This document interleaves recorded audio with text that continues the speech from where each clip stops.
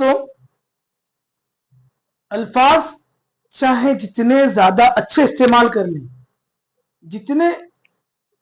معیاری اور گاڑے الفاظ استعمال کر لیں، بہترین لچھے دار تقریریں کر لیں، اگر اس کے اندر خلوص، الہیت، اخلاص، وفا اور محبت کی ملاوٹ اور آمیزش نہ ہو تو سامعین اور مخاطب کے دل پر ذرہ برابر بھی اثر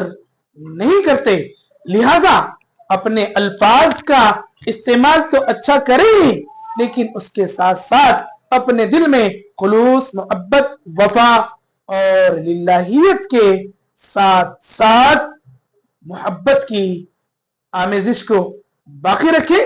کہ یہی آپ کے الفاظ لوگوں کے دل اور دنیا بدل دیں گے۔